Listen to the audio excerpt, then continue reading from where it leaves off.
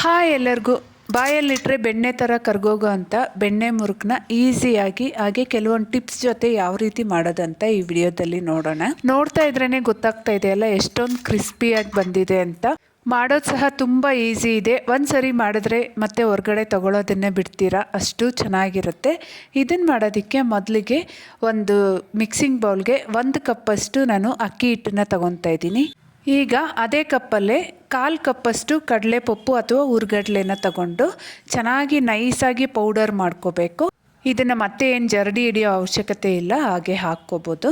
ಈಗ 1 ಸ್ಪೂನಷ್ಟು ಜೀರಿಗೆ, ರುಚಿಗೆ ಬೇಕಾಗಿರೋಷ್ಟು ಉಪ್ಪು, ನಾನಿಲ್ಲಿ 3/4 ಸ್ಪೂನಷ್ಟು ಹಾಕ್ಕೊಂಡಿದ್ದೀನಿ.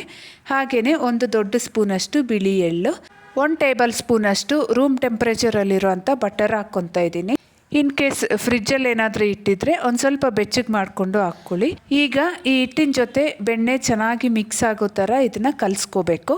ನಾನು ಹಾಕ್ಕೊಂಡಿರೋ ಬಟರು ಇದಕ್ಕೊಂದು ಸ್ವಲ್ಪ ಕಡಿಮೆ ಅನಿಸ್ತಾ ಇತ್ತು. ಮತ್ತೆ 1 ಟೀ ಸ್ಪೂನಷ್ಟು ಬಟರ್ನ ಹಾಕ್ಕೊಂಡು ಚೆನ್ನಾಗಿ ಮಿಕ್ಸ್ ಮಾಡ್ಕೊತಾ ಇದ್ದೀನಿ. ಬೆಣ್ಣೆ ಚೆನ್ನಾಗಿ ಮಿಕ್ಸ್ ಮಾಡಿದ್ಮೇಲೆ ಹಿಟ್ಟನ್ನು ಕೈಯಲ್ಲಿ ಗಟ್ಟಿಯಾಗಿ ಹಿಡ್ಕೊಂಡಾಗ ಉಂಡೆ ಥರ ಬರಬೇಕು. ಆಗ ನಾವು ಹಾಕಿರೋ ಬೆಣ್ಣೆ ಕರೆಕ್ಟಾಗಿದೆ ಅಂತ. ಈಗ ಇದಕ್ಕೆ ಸ್ವಲ್ಪನೇ ತಣ್ಣೀರನ್ನೇ ಹಾಕ್ಕೊಂಡು ಚೆನ್ನಾಗಿ ಮಿಕ್ಸ್ ಮಾಡ್ಕೊತಾ ಇದ್ದೀನಿ. ಹಿಟ್ಟನ್ನು ಚೆನ್ನಾಗಿ ಒಂದು 10 ನಿಮಿಷ ನಾದ್ಕೊಂಡು ಮಿಕ್ಸ್ ಮಾಡ್ಕೋಬೇಕು. ಹಿಟ್ಟನ್ನು ತುಂಬ ಗಟ್ಟಿಯಾಗೂ ಅಲ್ಲದೆ ಹಾಗೆಯೇ ತುಂಬ ಸಾಫ್ಟಾಗೂ ಅಲ್ಲದೆ ಮೀಡಿಯಮ್ ಸಾಫ್ಟಾಗಿ ಇದನ್ನು ಕಲಿಸ್ಕೋಬೇಕು. ವಿಡಿಯೋದಲ್ಲಿ ತೋರಿಸ್ತಾ ಇರೋ ಥರ ಈ ಹದದಲ್ಲಿ ಇಟ್ಟಿರಬೇಕು. ತುಂಬ ಗಟ್ಟಿ ಆದ್ರೂ ಮುರುಕು ಸ್ವಲ್ಪ ಗಟ್ಟಿಯಾಗಿ ಬಂದ್ಬಿಡತ್ತೆ. ಈಗ ಈ ಹಿಟ್ಟನ್ನು ಒಂದು 10 ನಿಮಿಷ ಬಿಡ್ತಾ ಇದ್ದೀನಿ. ಈಗ ಚಕ್ಲಿ ಮೇಕರ್ಗೆ ಒಂದು ಸ್ವಲ್ಪ ಎಣ್ಣೆ ಹಚ್ಕೊಂಡು ಹಿಟ್ಟನ್ನು ಚಕ್ಲಿ ಮೇಕರ್ಗೆ ಹಾಕೋ ಪ್ರತಿಯೊಂದು ಸಲನೂ ಚೆನ್ನಾಗಿ ನಾದ್ಕೊಂಡು ಹಾಕ್ಕೋಬೇಕು. ನೀವಿಲ್ಲಿ ಒಂದನ್ನು ಗಮನಿಸಿರ್ಬೋದು, ನಾನು ಇಲ್ಲಿ ಖಾರದ ಪುಡಿ ಹಾಕಿಲ್ಲ. ಬೆಣ್ಣೆ ಮುರುಕಿಗೆ ಸಾಮಾನ್ಯವಾಗಿ ಖಾರದ ಪುಡಿ ಹಾಕಿಲ್ಲ ಅಂದರೂ ತುಂಬ ಟೇಸ್ಟಿಯಾಗಿರುತ್ತೆ.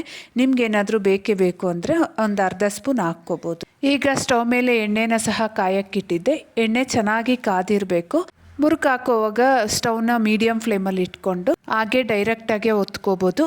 ನಿಮ್ಗೇನಾದರೂ ಡೈರೆಕ್ಟಾಗಿ ಹಾಕಿದ್ರೆ ಬಿಸಿ ಆಗುತ್ತೆ ಅನ್ಸೋದಾದರೆ ಸ್ಟವ್ನ ಲೋ ಫ್ಲೇಮಲ್ಲಿ ಇಟ್ಟು ಮುರುಕನ್ನ ಹೊತ್ಕೊಂಡಾದ್ಮೇಲೆ ಸ್ಟವ್ನ ಮೀಡಿಯಮ್ ಫ್ಲೇಮಲ್ಲಿ ಇಟ್ಕೊಂಡು ಈ ನೊರೆ ಎಲ್ಲ ಹೋಗೋವರೆಗೂ ಹಾಗೆ ಬಿಟ್ಟು ನಂತರ ತಿರುಗಿಸ್ಕೊಂಡು 2 ಕಡೆ ಚೆನ್ನಾಗಿ ಫ್ರೈ ಮಾಡ್ಕೋಬೇಕು. ಈ ನೊರೆ ಎಲ್ಲ ಕಡಿಮೆ ಆಗಿದೆ ಅಂದರೆ ಮುರುಕು ಚೆನ್ನಾಗಿ ಫ್ರೈ ಆಗಿದೆ. ಈ ಥರ ಕೆಲವೊಂದು ಟಿಪ್ಸ್ನ ಫಾಲೋ ಮಾಡಿ ಮುರುಕನ್ನ ಮಾಡಿ ಯಾರಿಗಾದ್ರೂ ಕೊಟ್ಟರೆ ಖಂಡಿತ ಅವ್ರು ನಂಬೋದೇ ಇಲ್ಲ, ಹೊರಗಡೆ ತಂದಿದ್ದಾರೇನೋ ಅಂದ್ಕೊತಾರೆ. ಅಷ್ಟು ಕ್ರಿಸ್ಪಿಯಾಗಿರುತ್ತೆ ಮಾತ್ರ. ನೋಡಿದ್ರಲ್ಲ, ತುಂಬ ಈಸಿ ಇದೆ ಅಲ್ವಾ? ಮಿಸ್ ಮಾಡದೆ ಒಂದ್ಸರಿ ಟ್ರೈ ಮಾಡಿ ನೋಡಿ. ಹಾಗೆ ಹೇಗಾಯ್ತು ಅಂತ ಕಮೆಂಟ್ ಮಾಡಿ ತಿಳಿಸೋದನ್ನ ಮರಿಬೇಡಿ. ಇಷ್ಟ ಆದರೆ ವಿಡಿಯೋನ ಲೈಕ್ ಮಾಡಿ ಹಾಗೆ ಚಾನಲ್ನ ಸಬ್ಸ್ಕ್ರೈಬ್ ಮಾಡಿ ಸಪೋರ್ಟ್ ಮಾಡಿ. ಬಾಯ್.